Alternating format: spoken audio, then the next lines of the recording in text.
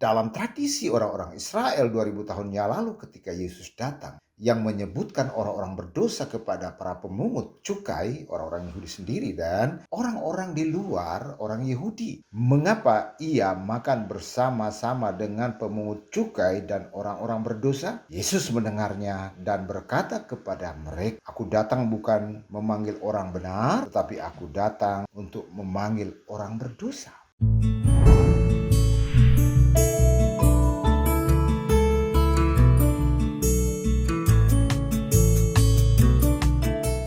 Masih dalam pengenalan akan Yesus Kristus sebagai Tuhan dan Juru Selamat. Sekali lagi saya ingin menyampaikan kepada Anda, dengarkanlah Dia, ikutilah Dia. Dia adalah jalan. Yesus Sang Mesias, Dia adalah Tuhan. 2000 tahun yang lalu, ada hal-hal yang menarik yang selalu diperbincangkan dengan seksama.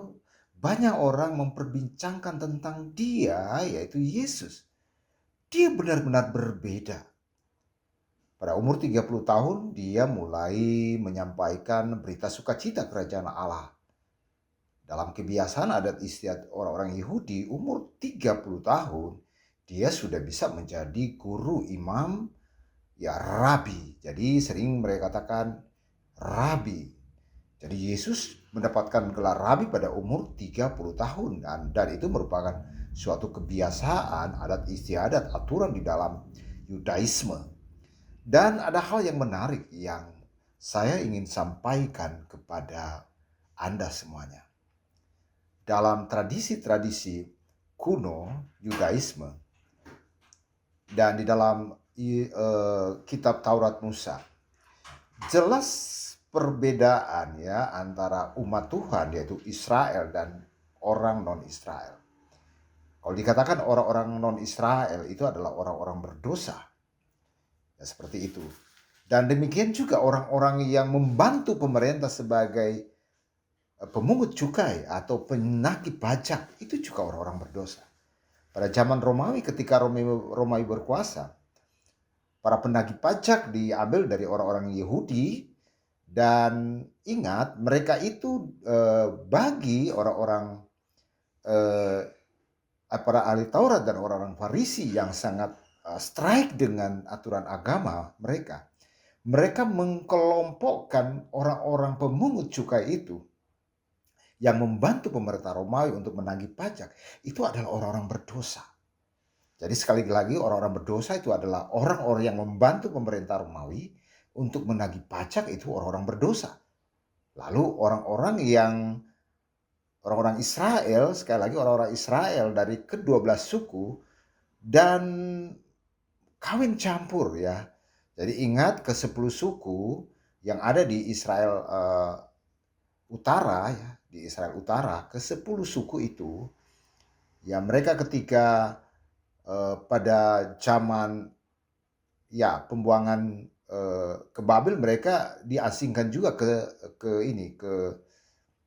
Iran ya saat ini ya, kalau Persia ya diasingkan ke Persia, dan mereka juga menjadi campur baur ya, kawin campur dengan orang-orang yang penjajahan Persia ya. Kalau ingat dulu Anda mungkin pernah dengar Ratu Esther. Ratu Esther itu berkuasa itu di dalam suatu kerajaan Persia ya, dan dia menjadi ratu di kerajaan Persia. Nah, dalam tradisi orang-orang Israel 2000 tahun yang lalu ketika Yesus datang, tradisi Taurat yang sangat kental yang menyebutkan orang-orang berdosa kepada para pemungut cukai, orang-orang Yahudi sendiri dan orang-orang di luar orang Yahudi. Ya, di luar Yudaisme, yaitu orang-orang Samaria yang sudah kawin campur ya, dan mereka dikategorikan orang berdosa, bahkan orang-orang Yunani, orang Arab dan lain sebagainya dikategorikan orang berdosa. Hal yang menarik di sini yang diperbincangkan terkait dengan orang-orang berdosa, bagaimana tanggapan orang-orang sama orang-orang Yahudi, Yudaisme, Farisi terhadap ahli Taurat, terhadap orang-orang berdosa, dan bagaimana mereka melihat sikap Yesus yang sangat berbeda walaupun Yesus sendiri adalah orang Israel asli, orang Yahudi asli. Ya, kita akan baca dalam satu pembacaan ya. Kita akan baca di dalam Injil Markus pasal yang kedua ayat 16 sampai 17. Saya akan bacakan bagi Anda. Pada waktu ahli-ahli Taurat dari golongan Farisi melihat bahwa ia makan dengan pemungut cukai dan orang-orang berdosa itu, berkatalah mereka kepada murid-muridnya, "Mengapa ia makan bersama-sama dengan pemungut cukai dan orang-orang berdosa?" Yesus mendengarnya dan berkata kepada mereka, "Bukan orang sehat yang memerlukan tabib, tetapi orang sakit. Aku datang bukan memanggil orang benar, tetapi aku datang untuk memanggil orang berdosa." Wow, luar biasa. Yesus merubah mindset orang-orang Yahudi. Dan ini menjadi landasan yang kokoh, kuat bagi pertumbuhan iman orang-orang percaya, orang-orang Kristen. Orang-orang Kristen diajar untuk mengasihi semua orang. Orang-orang Kristen diajar untuk tidak memposisikan diri kita sebagai orang benar, tidak.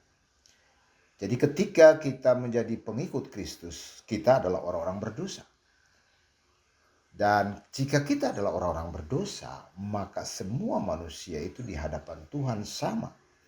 Tidak ada yang benar, ya. Semua berdosa di hadapan Tuhan.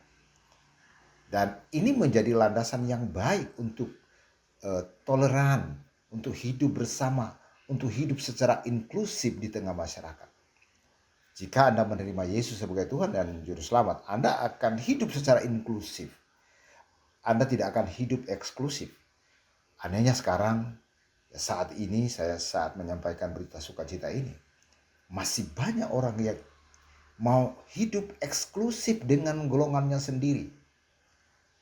Ketika mereka menyebutkan kamu adalah orang kafir, itu artinya menunjukkan dia mau membedakan dengan orang lain, hidup eksklusif. Ketika dia katakan kamu adalah orang-orang berdosa, maka ini menunjukkan dia ingin hidup sangat eksklusif. Padahal Tuhan tidak menginginkan itu. Tuhan mengatakan bahwa aku datang bukan untuk orang benar seperti kamu. Ya, ini sebenarnya perkataan yang luar biasa. Perkataan ini sebenarnya perkataan yang menjerumuskan mereka itu. Akhirnya mereka itu akan hidup kekal di neraka. Ya. Mereka tidak akan diselamatkan. Ketika Anda mengatakan saya orang benar, maka Anda tidak akan diselamatkan. Ingat, kita semua berdosa. Tapi ketika Anda mengatakan bahwa saya orang berdosa, saya terima Yesus agar saya diselamatkan, maka Anda akan diselamatkan. Jadi itu ya, berita sukacita ini harus terus Anda pegang. Jangan tinggalkan dia, Yesus sebagai Tuhan dan Juru Selamat. Sekali lagi saya katakan, jangan tinggalkan Yesus dalam hidup Anda. Anda berdosa. Anda butuh Yesus untuk Anda diselamatkan. Percaya dan imani, Yesus akan mengampuni segala dosa-dosamu. Amin.